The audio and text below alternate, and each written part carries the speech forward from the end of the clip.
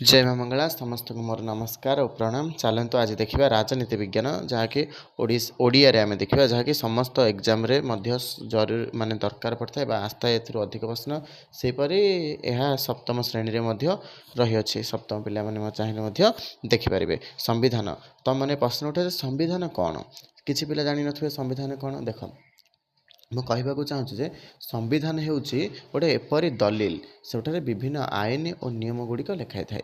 ଯେପରିକି ଦେଖ ଆମେ ଯଦି ହାଟ ବଜାରର ନିୟନ୍ତ୍ରଣ ପାଇଁ କିଛି ବୋର୍ଡ଼ ଥାଏ ଠିକ୍ ସେପରି ଦେଶରେ ଶାସନ ପାଇଁ ମଧ୍ୟ ନିୟନ୍ତ୍ରଣ ଦରକାର। ଶାସନ କେମିତି ହେବ ସେଇ ସମ୍ପର୍କରେ ଯେଉଁ ଦଲିଲ ପ୍ରସ୍ତୁତ ହୋଇଥାଏ ତାହାକୁ ସମ୍ବିଧାନ ବୋଲି କୁହାଯାଇଥାଏ। ବୁଝି ଆମେ ସାଧାରଣତଃ କହିଲେ ନୀତି ନିୟମ ମାନଙ୍କ ସମାହାରକୁ ସମ୍ବିଧାନ ବୋଲି କୁହାଯାଇଥାଏ। ଅର୍ଥାତ୍ ସମ୍ବିଧାନ ଦ୍ୱାରା ହିଁ ସରକାର ଗଠନ ହୋଇଥାଏ, ସରକାର ପରିଚାଳିତ ହୋଇଥାଏ ଓ ନ୍ୟାୟିକ ବ୍ୟବସ୍ଥା ମଧ୍ୟ ସୁନିଶ୍ଚିତ ହୋଇଥାଏ। ସରକାର ସମ୍ପୂର୍ଣ୍ଣ ନିୟନ୍ତ୍ରଣ ସମ୍ବିଧାନ ଦ୍ୱାରା ହୋଇଥାଏ ଆଉ ସମ୍ବିଧାନରେ ହିଁ ସମସ୍ତଙ୍କ କଥା ଲିପିତ ହୋଇ ରହିଛି। ଭାରତ ସମ୍ବିଧାନ ଭାରତରେ ମଧ୍ୟ ଏକ ସମ୍ବିଧାନ ଅଛି। ସେପରି ପୃଥିବୀର ଅନେକ ଦେଶରେ ସମ୍ବିଧାନ ରହିଛି, କିନ୍ତୁ ପୃଥିବୀର ପ୍ରଥମ ସମ୍ବିଧାନ ହେଉଛି ଇଂଲଣ୍ଡ ସମ୍ବିଧାନ। ମନେ ରଖନ୍ତୁ, ଯଦି ନୋଟ୍ ରଖିଛନ୍ତି ନୋଟ୍ରେ ଟିପି ନିଅନ୍ତୁ। विश्वर प्रथम संविधान ହେଉଛି इंग्लैंड संविधान। तेणु इंग्लैंड संविधान को समस्त संविधान जननी कहुए। इंग्लैंड संविधान को समस्त संविधान जननी बोली कहुए और इंग्लैंड संविधान हूँ विश्वर सर्वप्रथम अलिखित संविधान। आज्ञा हाँ, सी अलिखित संविधान। अलिखित संविधान कौन आपण मैंने प्रश्न उठियो आम आ विषय टिके पर पढ़िया। अलिखित संविधान कौन और लिखित संविधान कौन है। आउ सबुठ लिखित संविधान हूँ विश्वर सबुठ प्रथम हूँ जुक्तराष्ट्र अमेरिकार संविधान, किंतु विश्वर सर्वबृहत संविधान हूँ भारत संविधान। तेणु भारत संविधान को कई हाथी स्थूल रूप को देखिए हाथी बोली हाथी संविधान बोली कहले भूल हेब नहीं। तापर देखिए संविधान किसी संज्ञा देखते ये किसी संज्ञा देती मुझे तुम सहित आलोचना करदे ना। संविधान मौलिक राजनीतिक अनुष्ठान मानकर एक व्यवस्था। देखो संविधान मौलिक राजनीतिक अनुष्ठान मानकर एक व्यवस्था। ये किए कहते ना फाइनर कहते। फाइनर मतरे संविधान हूँ मौलिक राजनीतिक अनुष्ठान मानकर एक व्यवस्था। हाँ, से तो आम कहले ना किसी मौलिक राजनीतिक अनुष्ठान माने मिरी व्यवस्था को आम संविधान बोली कहबा। तापरे उलसेंक मत कौन ना संविधान हूँ नीति मानक समाहार जहाँद्वारा सरकार क्षमता नागरिक अधिकार और सरकार नागरिक मानक मध्य संपर्कर समन्वय रही है। देखो यहीटा भी बुझा चेष्टा करूँ जे संविधान हूँ एक नीति नियम मान समाहार। माने ता भीतर अनेक नीति माने दलिल आकार रही। से नीति द्वारा कौन होता है ना सरकार और नागरिक मानक मध्य गोटे सुसंपर्क स्थापित होता है और सरकार निज कार्य सुपरिचालना कर नागरिक माने निज अधिकार तथा निज कर्तव्य को पालन करते। बुझिपारे।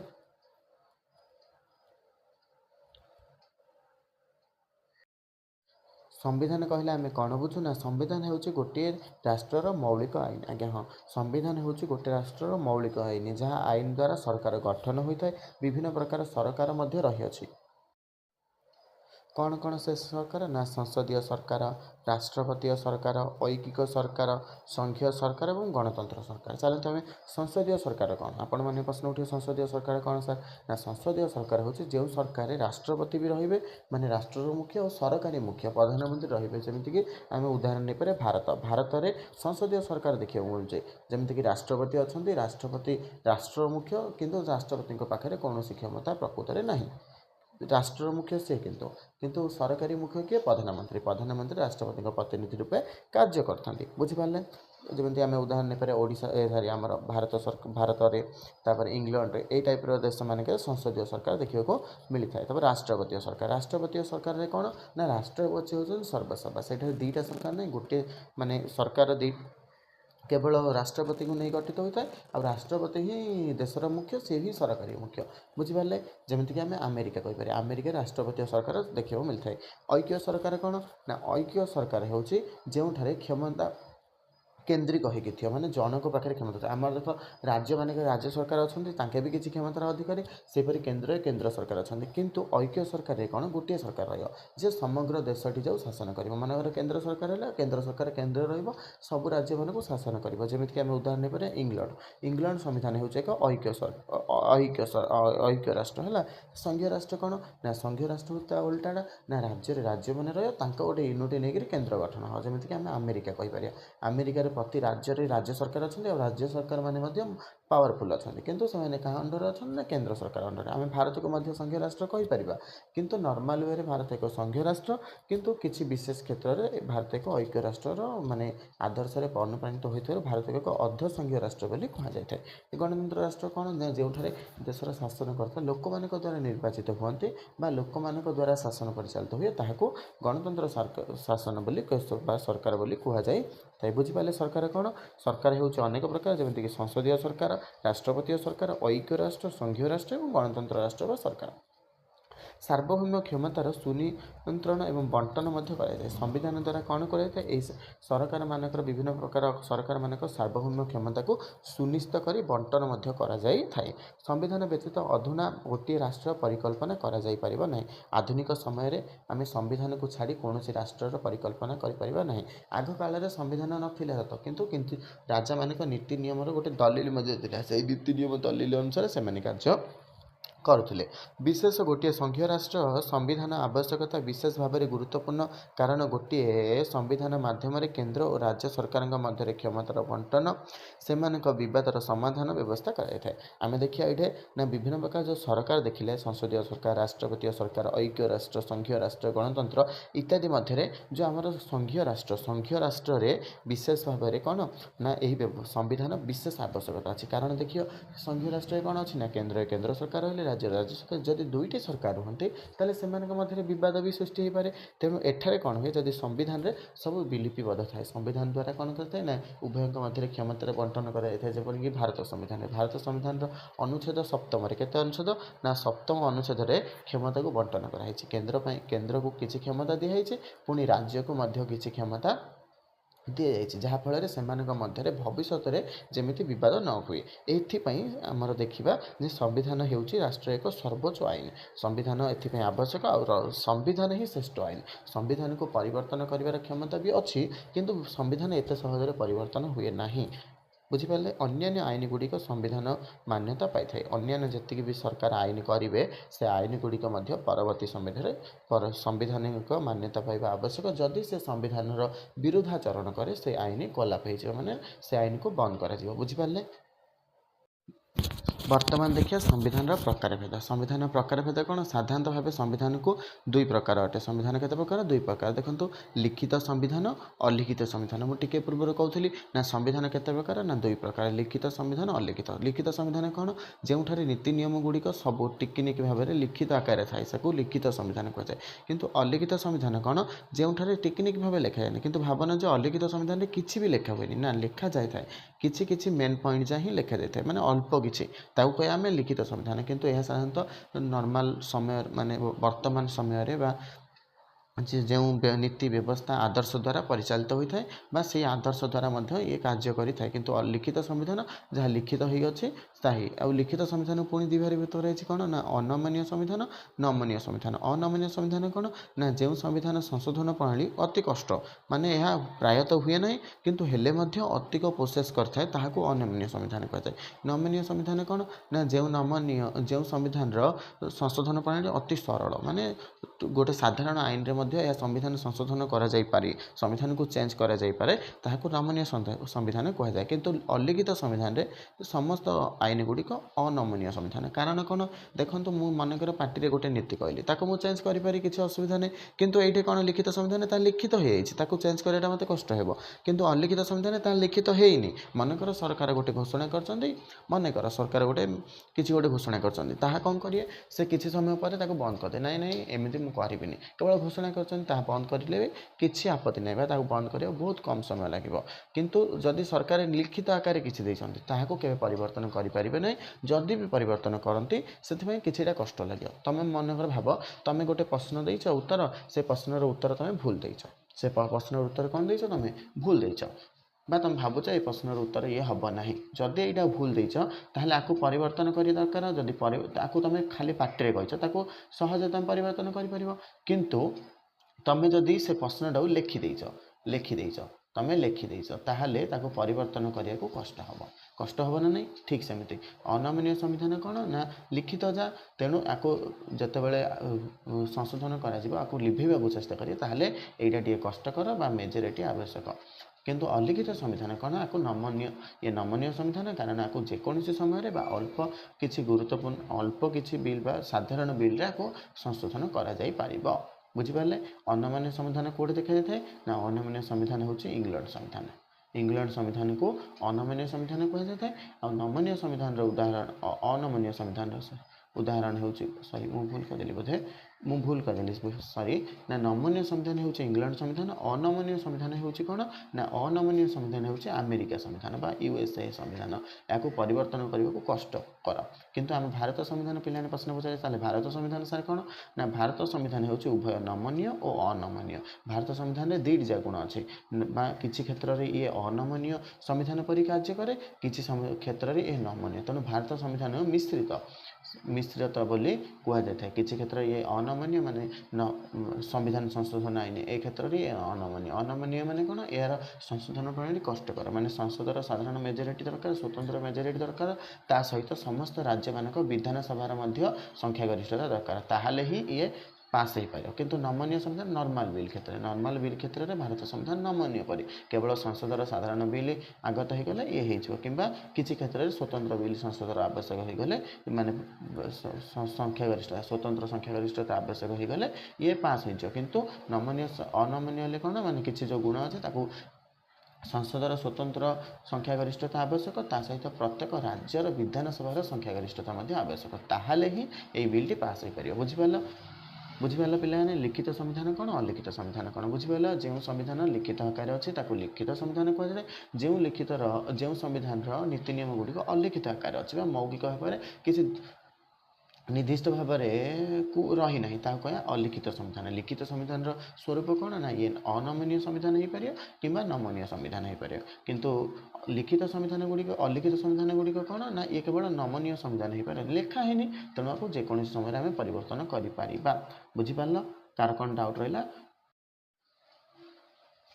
देखो एठारे ना देसी आम कौन शिखिले संविधान कहले आम निम्नलिखित विषय को बुझू संविधान कहले आम कौन बुझू ना निम्नलिखित विषय को बुझू कौन कौन ना सरकार गठन और क्षमता देशर सुपरिचालना नीति नियम व विधि जनसाधारण सरकार मध्य संपर्क जनसाधारण अधिकार एवं कर्तव्यर विवरणी और सुरक्षा। संविधान मुख्यतः दुई श्रेणी विभक्त रही जहाँ आम आलोचना कले कौन ना क्रम विकसित संविधान आउ संविधान प्रणयन सभा द्वारा संविधान। देखो पे क्रम विकास संविधान कौन ना जो संविधान को किए तैयारी करना से ऑटोमेटिक समय क्रम विकसित हो अच्छे किंतु जो संविधान पर गोटे निर्दिष्ट सभा बसी आउ से सभार सदस्य मैंने से संविधान को प्रस्तुति करके आम कह कौन ना संविधान प्रणयन सभा द्वारा संविधान। या उदाहरण कौन ना भारत संविधान गोटे संविधान सभा थिला ताहा प्रस्तुत कर परवर्ती समय आम पढ़ा आउ क्रम विकास संविधान उदाहरण दा कौन इंग्लैंड संविधान। इंग्लैंड संविधान को किए निर्दिष्ट भाव में तैयारी करना ताहा कौन ना समय क्रम से विकसित होकर एक संविधान रूप परिणत कर बुझिपारे। संविधान साधारणतः केते भाग भीतर रही ना नॉर्मल वे देखा दुई प्रकार अच्छे संविधान कौन क्रम विकास संविधान एवं प्रणयन सभा द्वारा संविधान प्रणयन सभा द्वारा प्रस्तुत होता संविधान बुझिपारे। देखो से कथा ये कौन दे ना ब्रिटिश संविधान विकसित संविधान एक ज्वलंता उदाहरण। ब्रिटिश संविधान हूँ कौन ना विकसित संविधान किंतु मु कहि संविधान प्रणयन सभा द्वारा प्रणीत संविधान कौटा ना भारत संविधान संविधान प्रणयन सभा द्वारा प्रस्तुत होती बुझिपारे ना डाउट रहा। देख क्रम विकास संविधान जो यही देखो टिके रुहतु देखो क्रम विकास संविधान कौन ना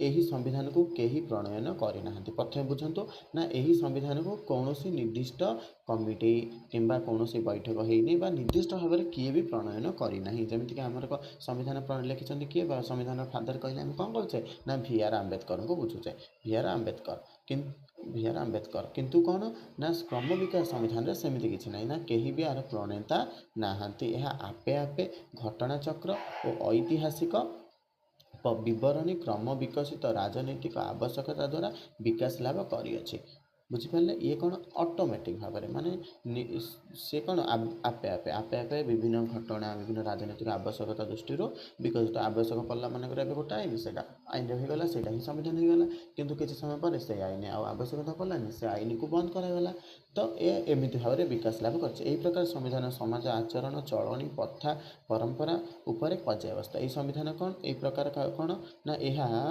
ମାନେ ଏହା କ'ଣ ନା ସାମାଜିକ ଆଚରଣ ବର୍ତ୍ତମାନର ଆଚରଣ କ'ଣ ଅଛି ଚଳଣି ବର୍ତ୍ତମାନ ଚଳଣି କ'ଣ ଅଛି ବର୍ତ୍ତମାନ ଲୋକମାନେ ମନେକର ଛାଟ ଘର ରହିବାକୁ ପସନ୍ଦ କରୁଛନ୍ତି ତାହେଲେ ତାକୁ ଧରିକି ଆଇନ ହେବ ମନେକର ଏମିତି ଭାବୁଛି ମାନେ ଏଇଟା ସତ୍ୟ ଏଇଟା ମାନେ ଠିକ୍ ଭାବନା ହେଲା ମାନେ ଏମିତି ଗୋଟେ ଉଦାହରଣ ମୁଁ ଦେଉଛି କିନ୍ତୁ ପରବର୍ତ୍ତୀ ସମୟରେ ଲୋକମାନେ ପସନ୍ଦ କରିବେ ନାହିଁ ଆମେ ଆଉ ଛାଟ ଘର ରହିବୁ ନା ଆମେ ଚାଳ ଘର ରହିବୁ ତ ତା ଅନୁସାରେ ସମ୍ବିଧାନକୁ ପରିବର୍ତ୍ତନ କରାଯିବ ବୁଝିପାରିଲ ସେଇଟା ହେଉଛି ଆମର କ'ଣ କ୍ରମ ବିକାଶ ସମ୍ବିଧାନ ବୋଲି କୁହାଯାଇଥାଏ ତାହେଲେ ସମ୍ବିଧାନ ପ୍ରଣୟନ ଦ୍ୱାରା ପ୍ରଣୀତ ସମ୍ବିଧାନ କ'ଣ ନା ଯେଉଁ ସମ୍ବିଧାନ ପ୍ରସ୍ତୁତି କରିବା ପାଇଁ ଏକ ନିର୍ଦ୍ଦିଷ୍ଟ ସମ୍ବିଧାନ ପ୍ରଣୟନ ସଭା ରହିଥାଏ ଯେମିତି ଲୋକ ପ୍ରତିନିଧିମାନଙ୍କ ଦ୍ୱାରା ସମ୍ବିଧାନ ପ୍ରଣୟନ ସଭା ହୋଇଥାଏ ଉକ୍ତ ସଭା କିମ୍ବା ଅନ୍ୟ କୌଣସି କ୍ଷମତାପ୍ରାପ୍ତ ସଂସ୍ଥା ଦ୍ୱାରା ସମ୍ବିଧାନଟି ଲିଖିତ କରାଯାଇଥାଏ କ'ଣ ଏଇଠି କରାଯାଇଥାଏ ନା ଉକ୍ତ ସଭା ଦ୍ୱାରା ଗୋଟେ ନିର୍ଦ୍ଦିଷ୍ଟ କିଛି ଜଣଙ୍କୁ ନିର୍ବାଚିତ କରାହେବ ସେମାନଙ୍କ ଦ୍ୱାରା ଗୋଟେ ସଭା ଯେମିତିକି ଭାରତରେ ବସିଥିଲା 1946 ମସିହା 1946 ମସିହାରେ ଭାରତରେ କ'ଣ କରାଯାଇଥିଲା 1946 ମସିହାରେ ସମ୍ବିଧାନ ପ୍ରଣୟନ ସଭା ପାଇଁ ଗୋଟେ ନିର୍ବାଚନ ହୋଇଥିଲା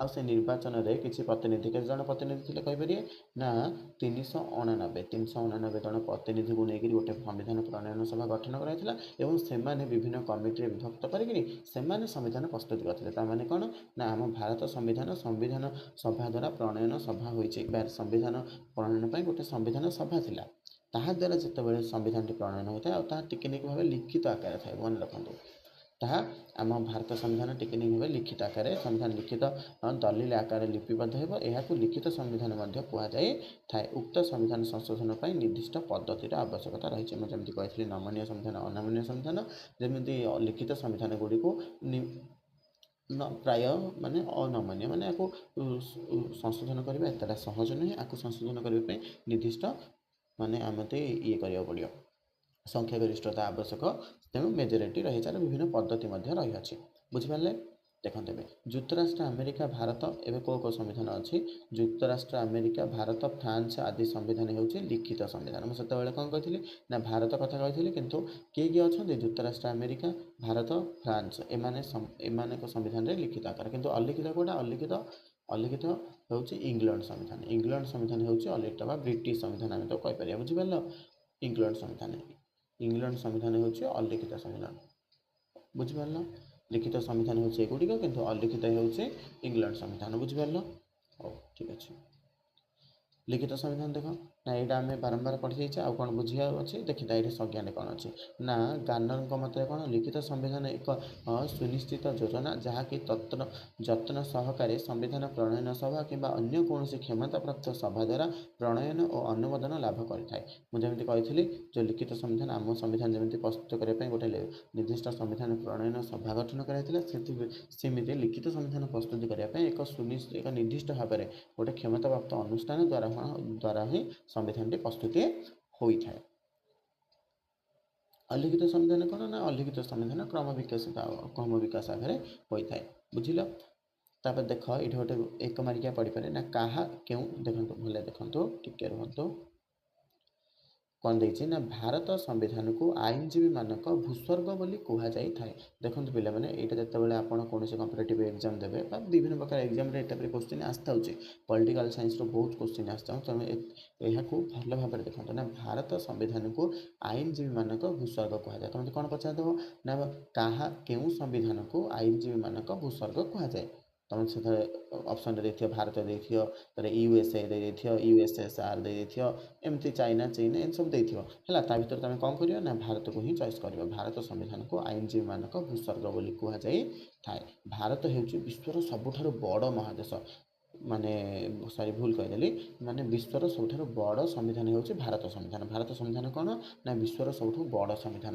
ଯେଉଁଥିରେ କି 300 ମୂଳ ସମ୍ବିଧାନରେ 95ଟି ଧାରା ଥିଲା ମୂଳ ସମ୍ବିଧାନରେ କେତୋଟି ଧାରା ଥିଲା ନା 395ଟି ଧାରା ଥିଲା 8ଟି ଅନୁଚ୍ଛେଦ କେତୋଟି ଅନୁଚ୍ଛେଦ ଥିଲା 8ଟି ଅନୁଚ୍ଛେଦ ଥିଲା ଓ 22ଟି ଭାଗ ଥିଲା ହଁ କେତେ ଭାଗ ଦେଖ ମୁଁ ଭଲ କହୁଛି ନା ମୂଳ ସମ୍ବିଧାନରେ କେତେ ଥିଲା ନା 300 ମୂଳ ସମ୍ବିଧାନରେ ଦେଖନ୍ତୁ 395ଟି ଧାରା ଲେଖି ଦିଅନ୍ତୁ।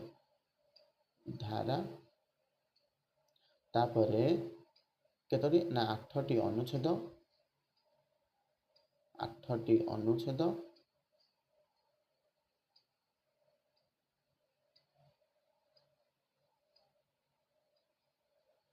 ଆଉ କ'ଣ ନା 22ଟି ଭାଗ ଥିଲା। କେତୋଟି ଭାଗ ଥିଲା? 22ଟି। କିନ୍ତୁ ସାର୍ ତମେ ମାନେ ପଚାରିବ ସାର୍ ଏବେ କେତୋଟି ଅଛି, ଏବେ କ'ଣ 395ଟି? ନା, ଏବେ 395ଟି ନାହିଁ, 395 ସଂଖ୍ୟାରେ ଅଛି, କିନ୍ତୁ ଆ ଭିତରେ ଅନେକ ଉପଧାରାକୁ ଯୋଗ କରାଯାଇ ବର୍ତ୍ତମାନ ପାଖାପାଖି 448ଟି ପାଖାପାଖି ଧାରା ଅଛି। ଆଉ 12ଟି ଯେଉଁ ଅନୁଚ୍ଛେଦ ଥିଲା ତାକୁ ବର୍ତ୍ତମାନ 8ଟି ଅନୁଚ୍ଛେଦ ଥିଲା ତାକୁ ଏବେ 12 କରାଯାଇଛି। ଅନୁଚ୍ଛେଦ ସଂଖ୍ୟା ଏବେ କେତେ ହେଇଯାଇଛି ନା 12 ହେଇଯାଇଛି।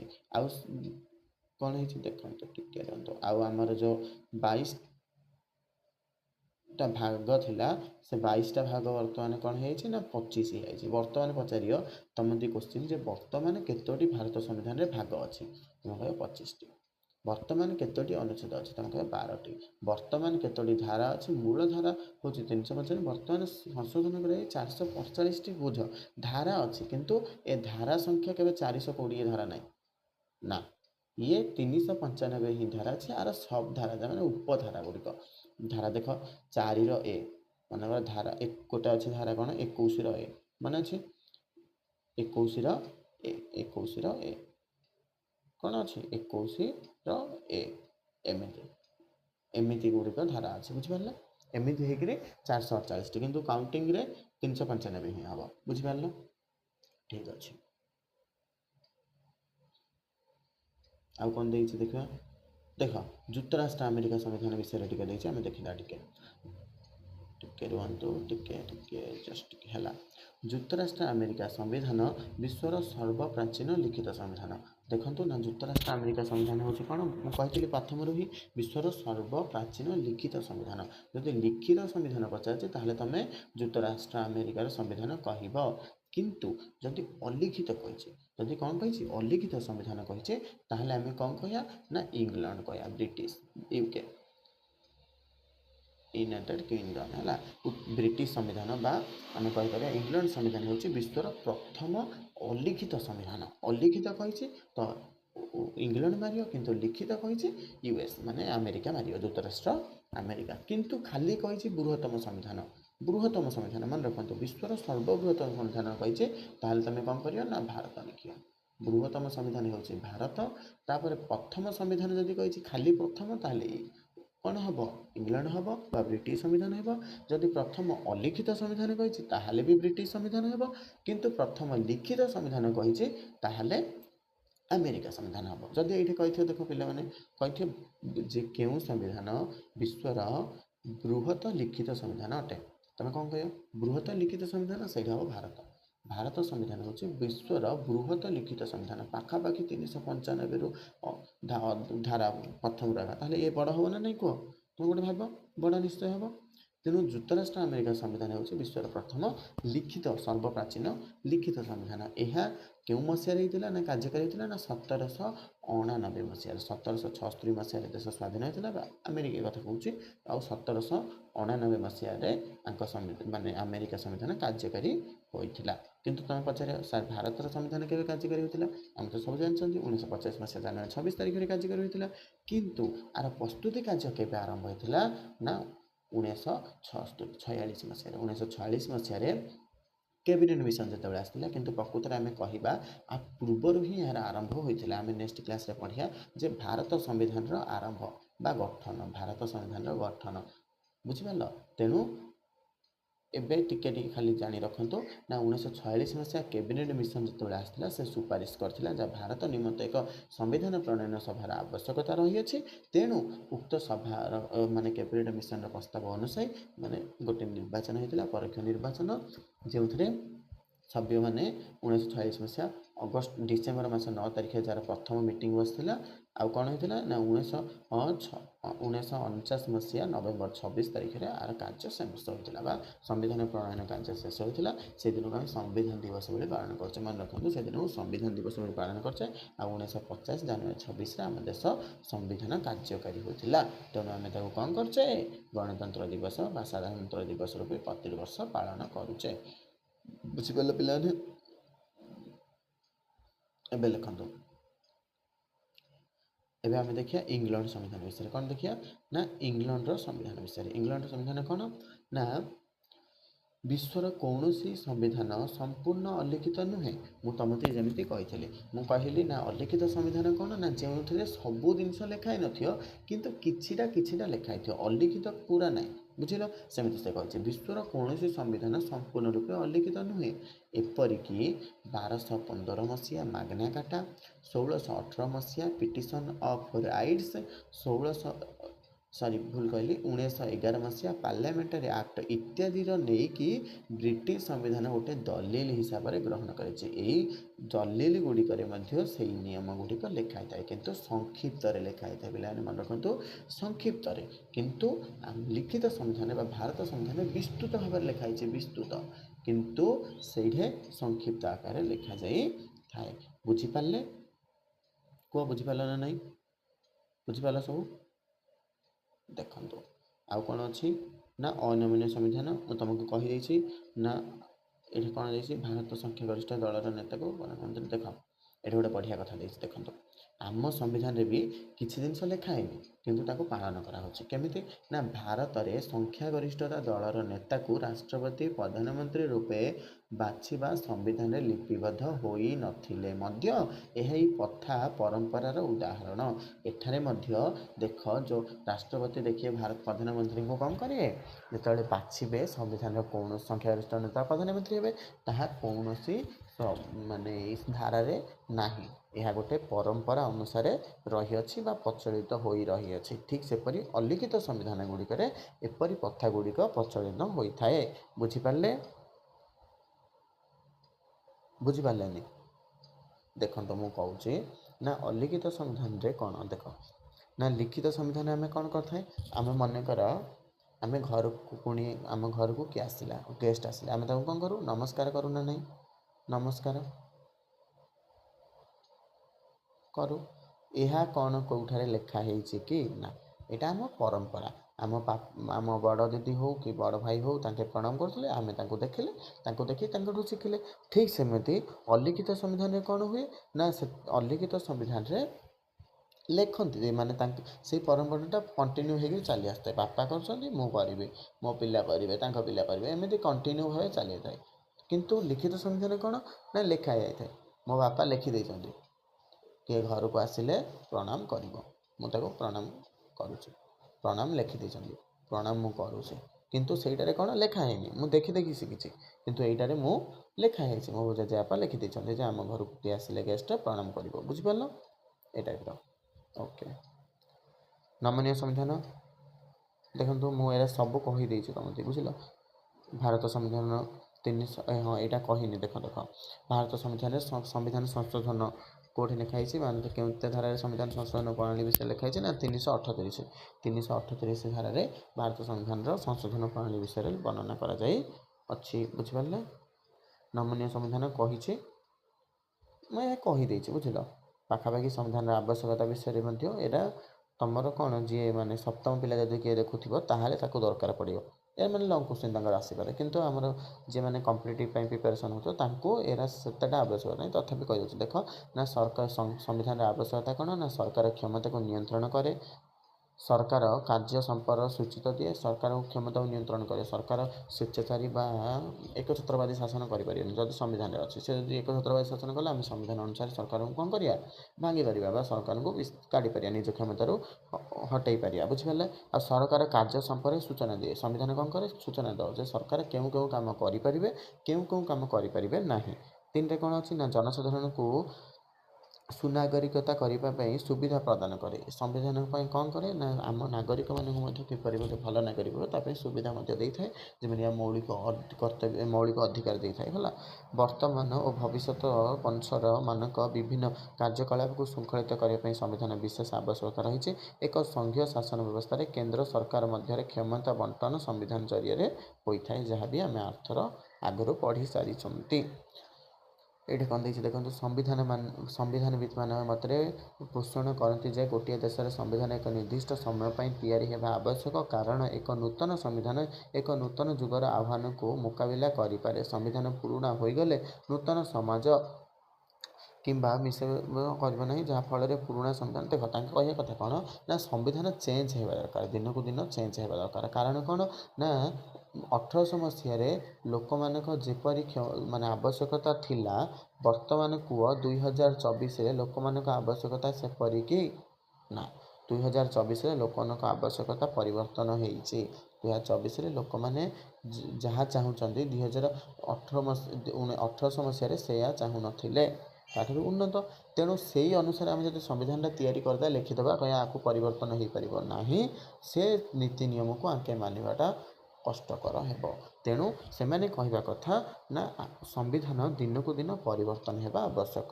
ତେଣୁ ଦେଖିବ ସମ୍ବିଧାନରେ ଅନେକ ଥର କ'ଣ କରାହୁଏ ନା ବିଭିନ୍ନ ଧାରାଗୁଡ଼ିକୁ କ'ଣ କରାଯାଏ, କଟାଯାଇଥାଏ ବା ବନ୍ଦ କରାଯାଏ ଆଉ ନୂତନ ଲିପିବଦ୍ଧ କରାଯାଇଥାଏ। ଅନେକ ସମ୍ବିଧାନ, ସବୁ ସମ୍ବିଧାନ କରାଯାଏ। ଯୁକ୍ତରାଷ୍ଟ୍ର ଆମେରିକାରେ ପାଖାପାଖି କେତେ ନା 26 ଥର, ଯୁକ୍ତରାଷ୍ଟ୍ର ଆମେରିକାରେ 26 ଥର ସଂଶୋଧନ ହୋଇଛି। ଭାରତରେ ଦେଖନ୍ତୁ 104ରୁ ଅଧିକ, 104 ଥରରୁ ଅଧିକ ଥର ସମ୍ବିଧାନ ସଂଶୋଧନ କରାଯାଇ ନୂତନ ଧାରାଗୁଡ଼ିକୁ ଯୋଗ କରାଯାଇଛି ବା ନୂତନ ବିଷୟଗୁଡ଼ିକୁ ଯୋଗ କରାଯାଇଛି, ଆଉ ପୁରାତନ ବିଷୟଗୁଡ଼ିକ ଯେଉଁଟାର ଆବଶ୍ୟକତା ନାହିଁ ତାକୁ ବନ୍ଦ କରାଯାଇଛି। ବୁଝିପାରିଲ ନା? ସମ୍ବିଧାନ ସବୁ ସମୟରେ ପରିବର୍ତ୍ତନ ହେବା ଆବଶ୍ୟକ। ଦେଖନ୍ତୁ ତୁମେ ଜାଣ କ'ଣ ଦେଇଛି ଏଠି, ସମ୍ବିଧାନ ଯଦି ଅତ୍ୟଧିକ ନମନୀୟ ହୁଏ, ଦେଖ ଏଇଠି ଗୋଟେ ବଢ଼ିଆ କଥା ଦେଇছে କ'ଣ ନା ଯଦି ସମ୍ବିଧାନ ଅତ୍ୟଧିକ ନମନୀୟ ହୁଏ ତେବେ ବ୍ୟବସ୍ଥାପିକା ସଭା ହାତରେ ଏହା ଏକ ଖେଳଣା ସାଜିବ।